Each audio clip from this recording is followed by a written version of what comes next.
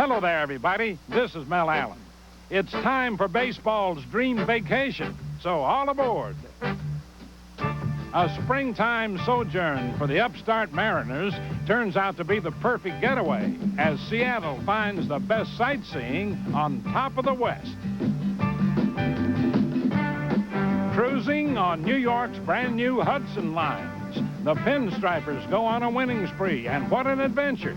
First class on the Yankee fleet. Charter flight to San Francisco, where the Giants honeymoon flirting with first place, and all's well on this love boat, despite repeat visits to the house doctor. On the road to nowhere, major leaguers lose sight of their destination. Could be travel phobia has caused the downfall. So hold all reservations until after This Week in Baseball.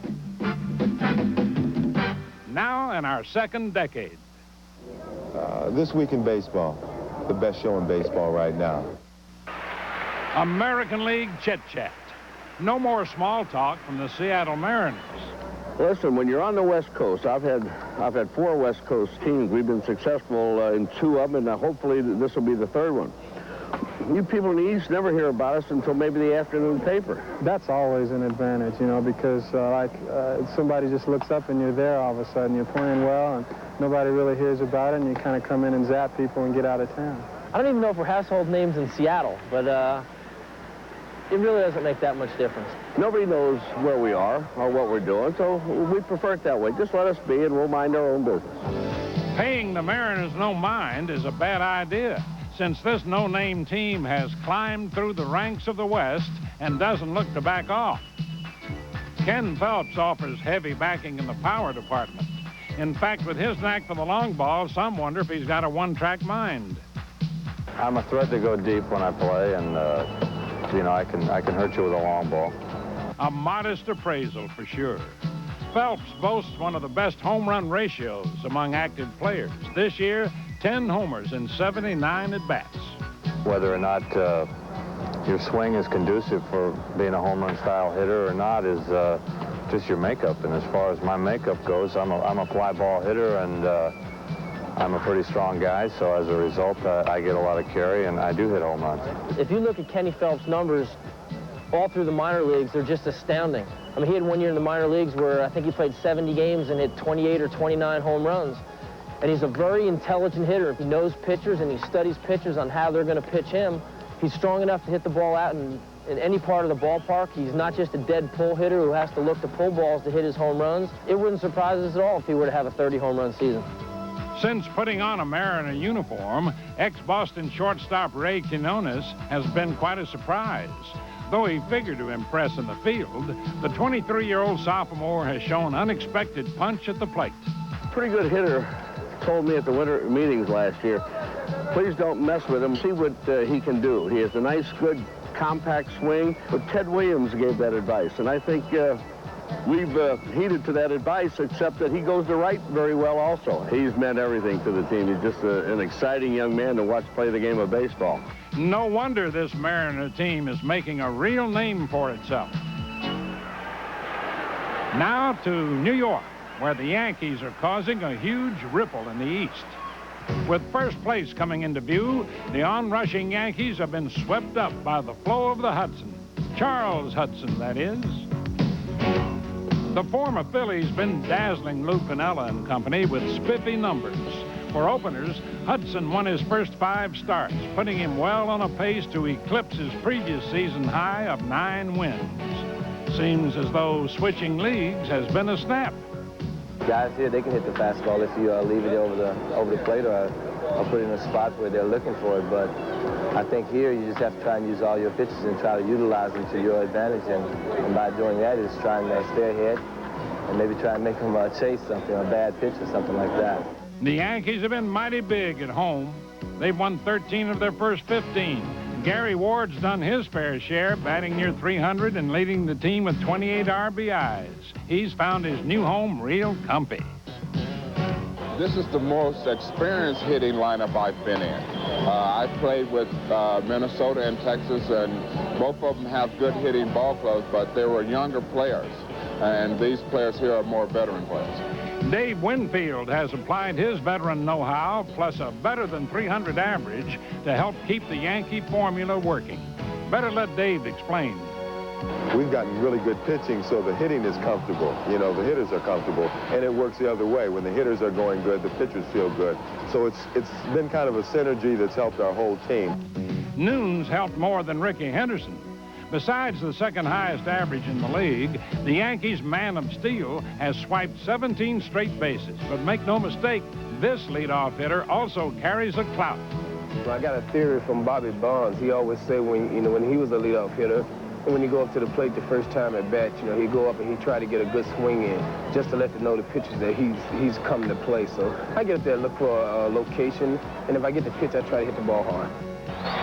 And there it goes. It is deep to left field.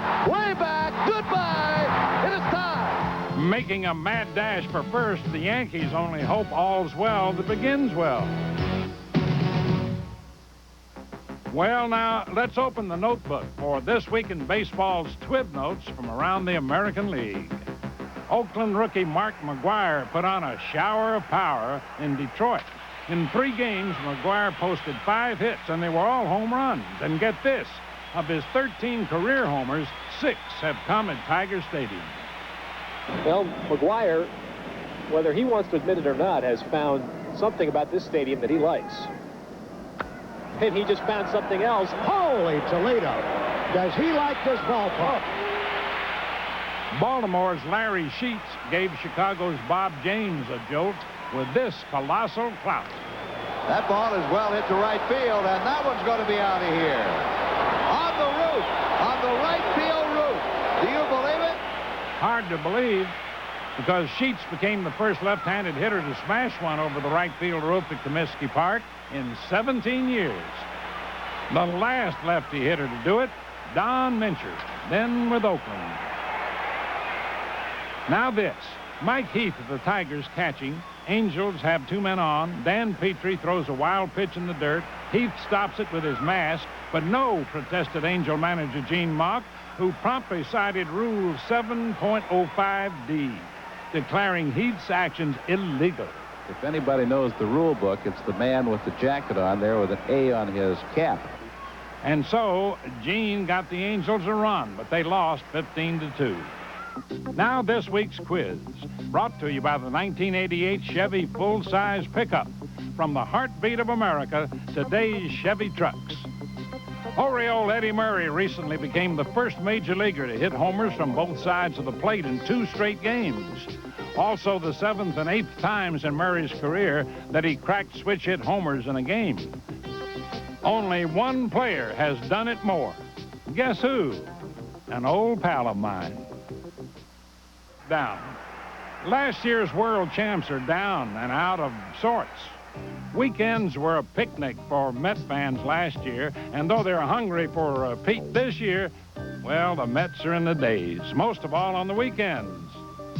Nothing has brought more death and destruction to the Mets than their 10 straight losses on Saturdays and Sundays. Overall, New York has lost 15 out of 23. Its worst stretch in a long time. What a tale of twisted fate for the Mets.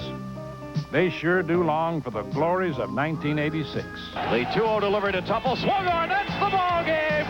Into deep left field. That ball is gone. A grand slam home run. Timmy Tupple has hit a grand slam home run. And the New York Mets win it 8-4. But oh, how times have changed. Here's the pitch. Swinging a long one into left field. Way back in the corner. Grand slam. A grand slam home run by her. And that's a winner. 12-8. But last year... Going back, Dykstra at the wall, leaping, and it is caught. He got it. Look at Parker's reaction. And look at this reversal of fate. Driven high and deep to right field. Webster going back on the track. Makes the catch. Hey, if that was hard to believe, remember this? Hopped it up. Who's going to get it? Uribe and Thompson, and the ball drops. The ball game is but no such luck this year. High pop. Short right. Tuffle. Strawberry. Strawberry! The game's tied! They couldn't get together. Nor have the Mets, lost in the shadow of doubt and yearning for shades of yesteryear. Now to San Francisco for a painful look at the Giants.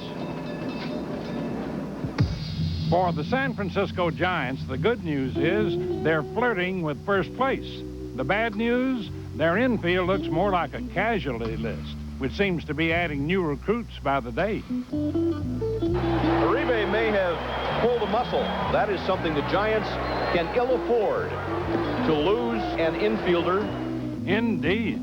Robbie Thompson has been on the mend from an injured back, while Chris Brown has been recovering from a broken jaw suffered when he was hit by a pitch. Now, with those injuries, the entire Giants infield was put out of commission. Manager Roger Craig has used 8 third basemen, 5 second basemen. But what results, especially from veteran Chris Spire.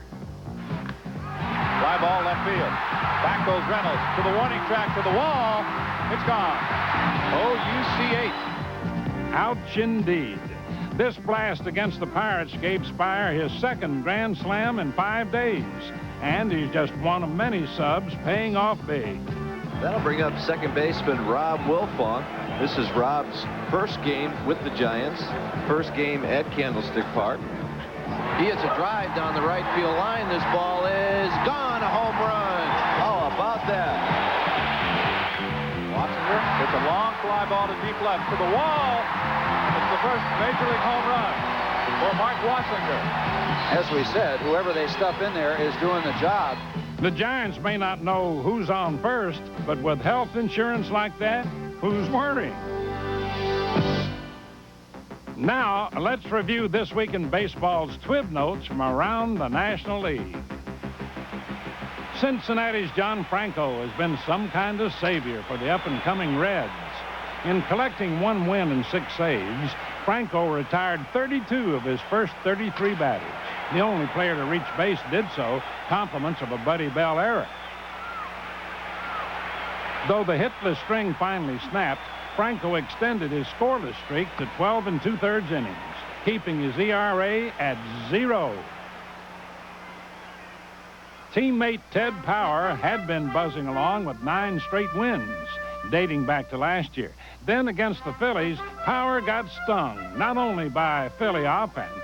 It seems a swarm of bees descended upon Riverfront Stadium and stung the allergic Power in the first inning. Also on the finger. So out came the resident bee handlers who tried every which way to get rid of the intruders. But such devices only managed to bring harm to the wrong species. So next came the old net routine. No way, man. Better off making a beeline for safety.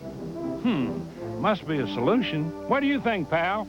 Hey, now, we were all a little bit antsy over this mess. Do behave. Ah, that's better.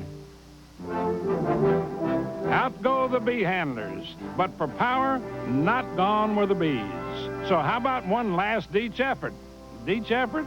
Well, let's get some revenge, honey. Now, let's buzz in on the answer to this week's quiz. I'm telling my old pal, switch hitter Mickey Mantle of the Yankees, how to hit one. You know, he smashed homers from both sides of the plate 10 different times in his career, more than any other player in history. A large legend of the game, Mantle ranks 7th on the all-time home run list. The Hall of Famer also owns more homers and more RBIs than any player in World Series history. Well, we know where we're going, but we don't know where we've been. And we know what we're knowing, but we can't say what we've seen. And we're not little children, and we know what we want, and the future is certain. Give us time to work it out. Sweet and inspiring. Not easy staying alert on baseball's highways and byways. Overstepping your bounds can often lead to the road to nowhere. We're on the road to nowhere. Come on inside. Take a night ride to nowhere. We'll take that ride. We're on the road to nowhere.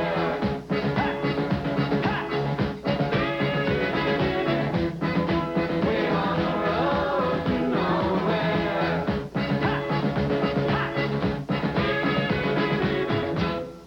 We're on the road to nowhere. Fancy that. And now let's get on the ball and off the beat with something completely different. A late April game between the Athletics and Red Sox wasn't just your ordinary event. Welcome to Ball Games, an experiment of local public broadcast station KQED, which featured a totally behind-the-scenes look at a baseball game. With 6 reporters on hand throughout the Coliseum, viewers got to see what goes on off the playing field proper. And if you don't want to watch the sum of all its parts, you can just watch the ball game. Here's the way it goes. Let's tune in. The first stop, stadium operations. Your phone's ringing. Go pick it up. Obviously, something's going on. Okay, thank you. Problem? No, not really. Basically, that was a wrong number. Live television, only on KQED Sports. You're doing a task back here that most pitchers have to subject themselves to, which is called charting the pitches. What exactly is this thing? Well, it's a pitching chart.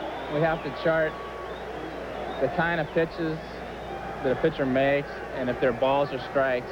And when they're in the strike zone, we have to put what part of the strike zone they're in. Now to batting coach Bob Watson as he analyzes 1986 Rookie of the Year, Jose Canseco.